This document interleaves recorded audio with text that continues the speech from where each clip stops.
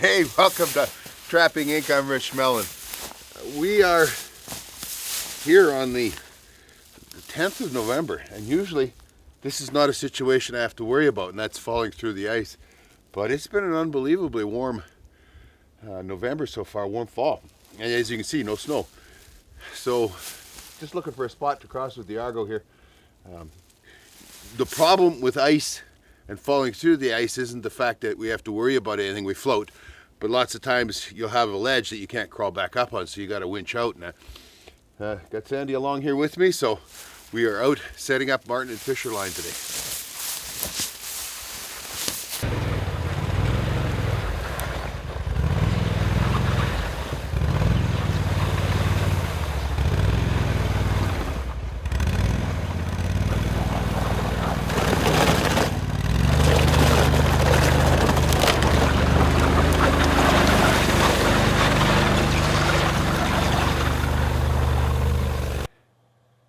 Trapping is the cornerstone that Canada was built on.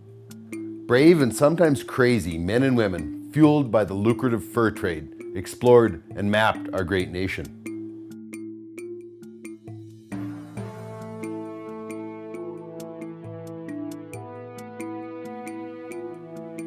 Hundreds of years have passed since then, but trapping still remains vibrant, strong, and steeped in the ancient traditions.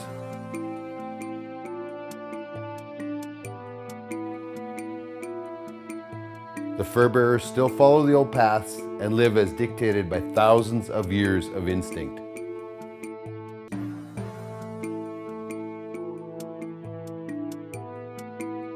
Fur only gets prime in the harsh temperatures of winter, and trappers must respect and prepare for the weather. Trapping's past is firmly rooted in history, but today, the gear and techniques have changed. Canada is still known for the best wild fur in the world, and today our pelts are sold on the global market. Our community is large, and our numbers are growing. We are trappers. This is what we do, and where we belong. Join us in our adventures. Welcome to Trapping Inc., the face of today's trapper.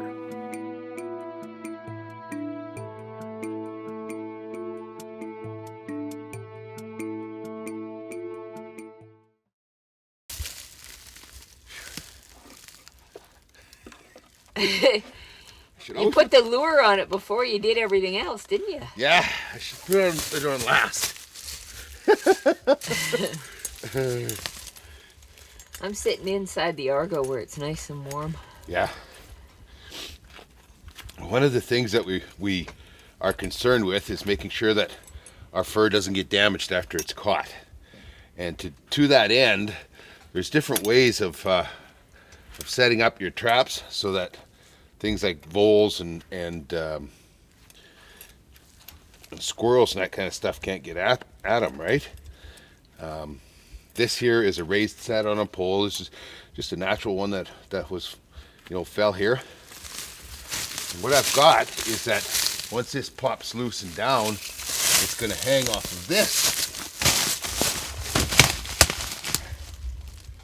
So now my animal's going to hang up here, and it's going to stop it from being within reach of the others, of the moles and the moles, the voles, the mice, and the squirrels. There we go. I already got the lure on, and I can smell that.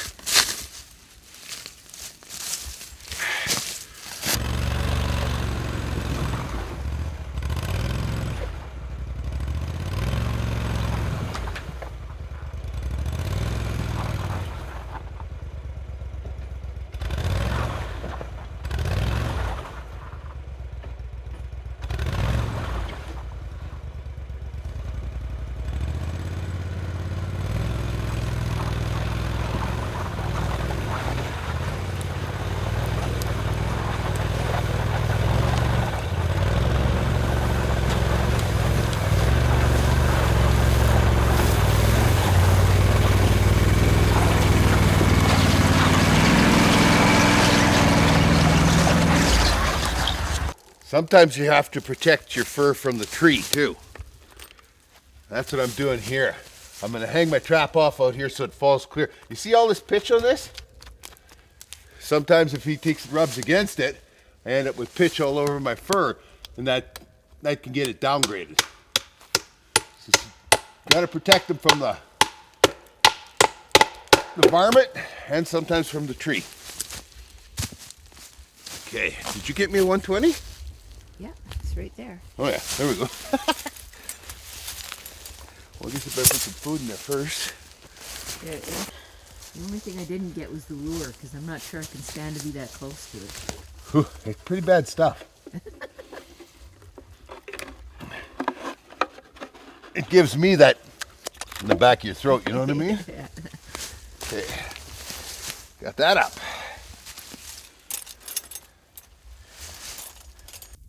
Trapping Inc. is brought to you by these fine sponsors. Helford's, unique beyond compare.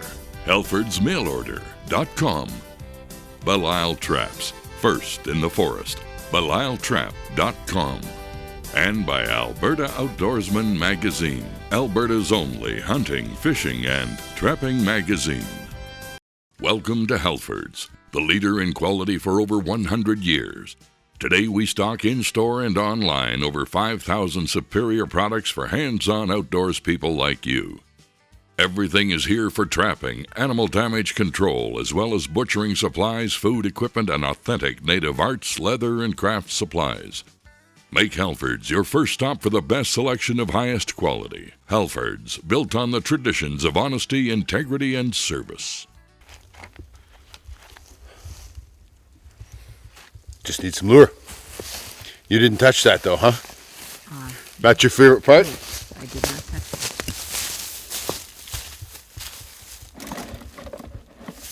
Whew. It's right at nose level when I look in here. Makes your eyes water. So this is your own special concoction. It is. We'll see how it works.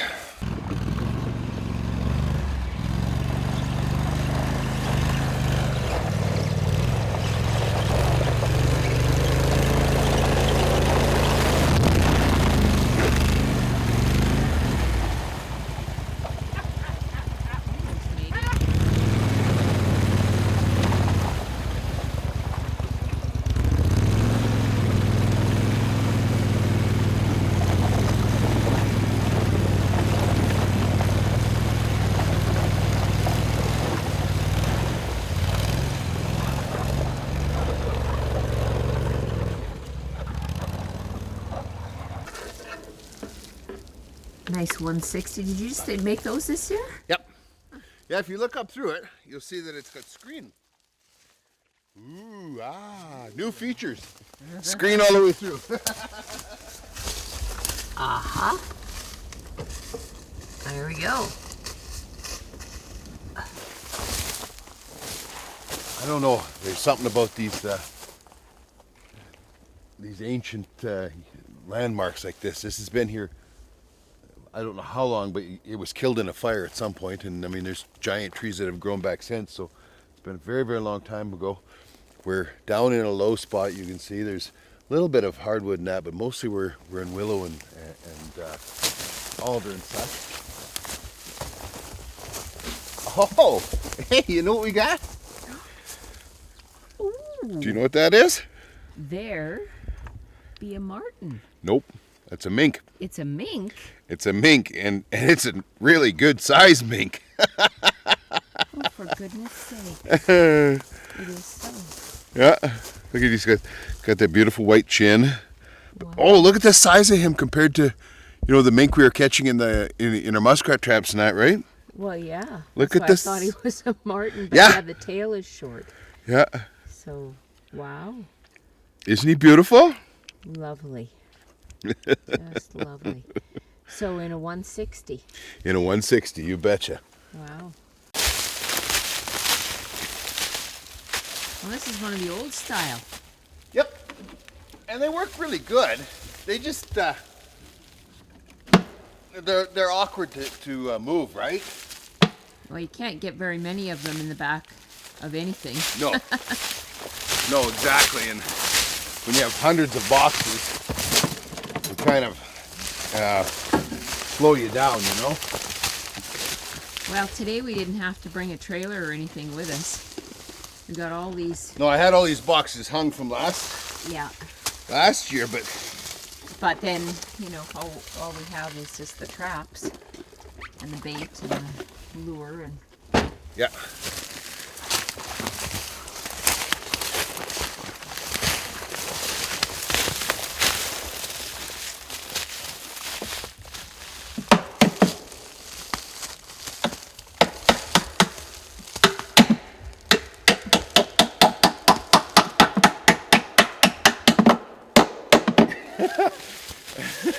I probably have a bigger nail with me, but it wasn't handy. Nothing like anchoring him with a 4-inch spike. And now for Halford's Trapper's Tip of the Week. Okay, I have this happen more often than I care to admit, and I find it frustrating, but you know that perfect day. You're going along, the sun is shining, it's been a fresh skiff of snow, and there on your trail is a fresh marten track, and it's headed right for your box. And those little tracks go up the log to the box, and then you get what's called a refusal. He turns around and leaves. Why? One of the theories is that he's looking at this, and that this isn't a set trap, of course I wouldn't have my fingers in here, but that these wires here become too much of a barrier to him. He doesn't want to push through there. What we can do to change that is called using a pan trigger, okay? And all I've done here, you can see the black pan there, all I've done is I've taken chloroplast, and you know, you don't have to buy it. We just had an election and there was lots and lots of chloroplast signs around, that kind of thing. And you just take and bend your wires. I like my pan here to be 2 inches by 3 inches for a 120. Take and bend your wires, put it in place. You might have to clip these off, and you know, clip them off a little bit in order to so they don't stick out. You end up then with this. So when he comes along, this is what he sees. Okay, it's very wide open. He takes and shoves himself in there, and as he's going for the bait at the back, boom. It's over with. Give it a whirl. You get lots of refusals. What can it hurt? That was Halford's Trapper's Tip of the Week.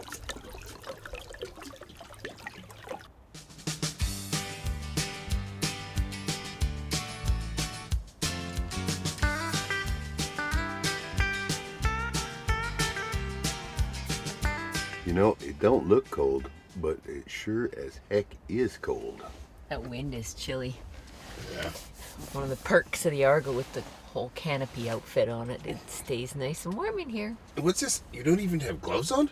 Oh no, because I have my heated hold-on bars. So it has the added benefit of holding me on my seat, but keeping my hands really warm. Gosh, very nice. You are spoiled. I am. You know how many women would like to trade places with you? Well, you know what? None. I'm telling you right now. If they smelled what I smelled in that nice little lure that you got going here, they probably wouldn't really want to trade places with me. No, they don't want it anyway. They figure you're crazy. Oh man, it's nice in here. It's on the minus out there, and you know, that wind is just a howling, but we're in here, and I'm in my shirt sleeves. Sandi is Not. well, she's positively naked for her. Well, did we get lucky? Yeah, we got a fisher. This is my least favorite set. And the reason being, I mean, I love sitting on the ground, no question. The animals love being on the ground. They love being in these situations where, you know, they're hunting. That's where the squirrels and the voles and everything are. Up a tree isn't necessarily where they get a lot of food. The problem with this is that you have to check them often because he's down there, and as long as he's warm, even after he's frozen, things like the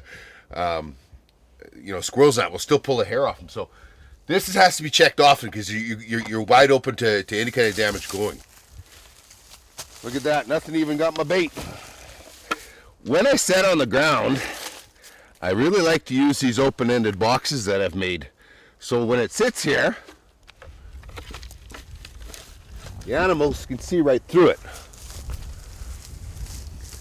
Obviously it was a good choice here. Let's get this changed out.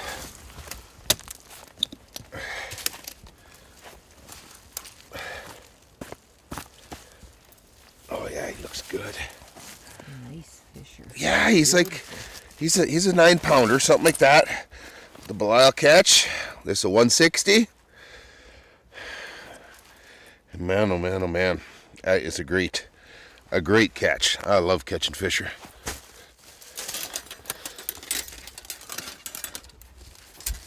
Get this set back up. We've been seeing a ton of tracks. Like there's just a skiff of snow and here and there in places where it has hasn't melted, and you know we're seeing lots of fisher and marten tracks, but they just don't need us. And it's funny that the easiest set for them to get caught in is what I caught him on. You know, on the ground. He doesn't have to expend any energy or anything else, right? He can just be snooping. Yeah, it doesn't have to climb a tree and Exactly. anything. So, Where's your anchor? right there on the. Oh, there. I see.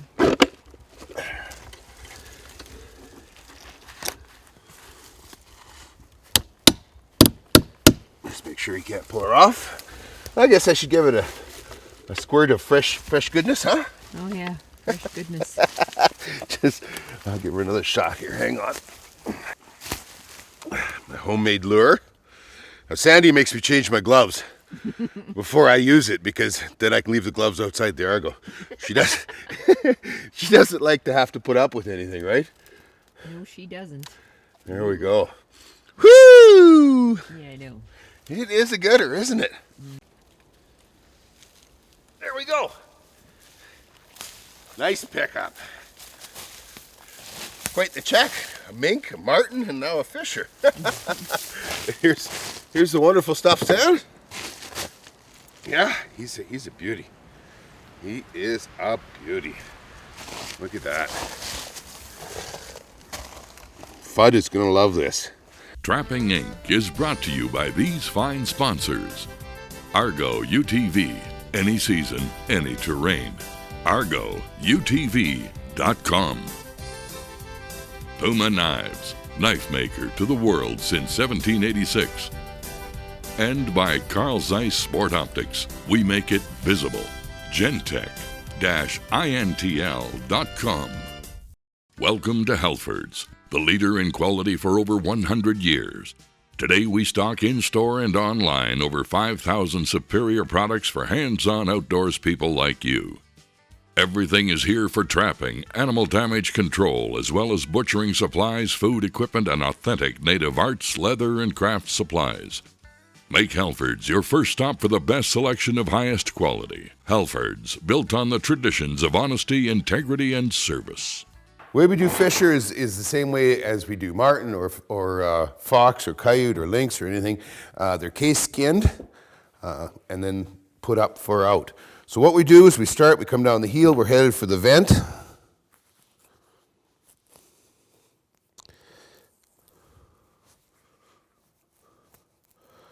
Once we get to the vent, then it's up the other side to the heel once again. Okay, so everything is opened up.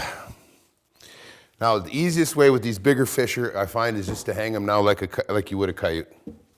This is going to be a little bit awkward because I'm trying not to cover up what I'm doing.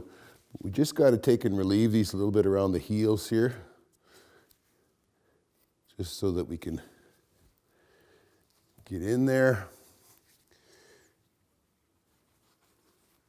Take and cut the hide around.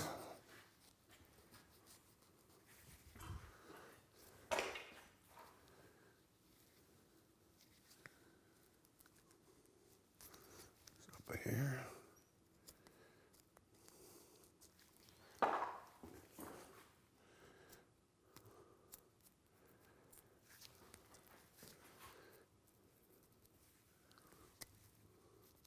Just like you do on a coyote or anything else, these big fisher, unlike a a marten or the smaller weasels or even smaller fish are hard to get this started on. So I find I have to do it just like I would on a coyote, and then I can give it a pull. Other side, and I take and work my way down the tail a little bit before I attempt the pull, just to get it all that attachment stuff done with.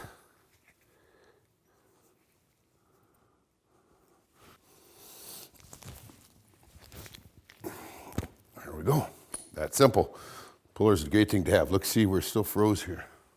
Just like any other animal, you case skin.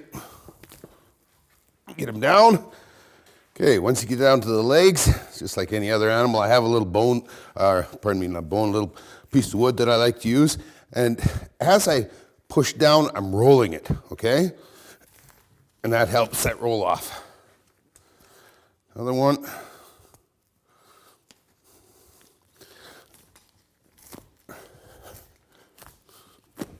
There we go.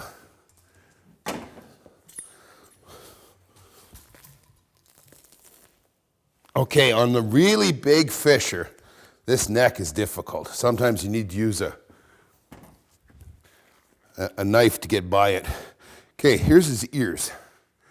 This is where his ears are at. So the closer you cut back, the further back you cut, the closer to the head you are, the smaller your hole is.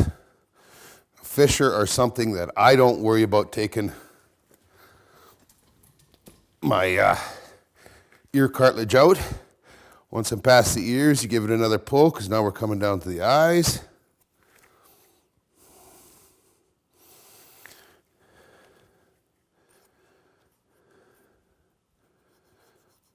And then we want to keep our eye holes as small as we can.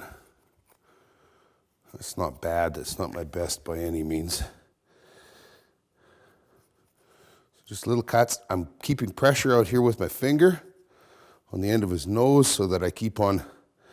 It's how I keep pulling the hide as I make little cuts so that it moves aside. Now, this is an animal that we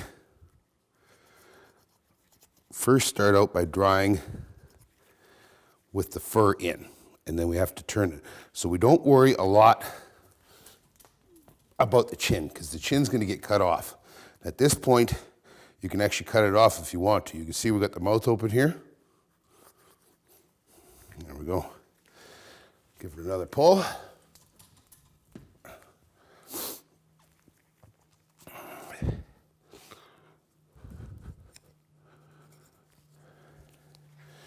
And we're out to the nose.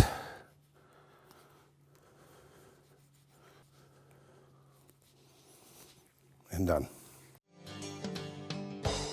You can keep up with all the action at trappinginc.com or join our Facebook and YouTube sites.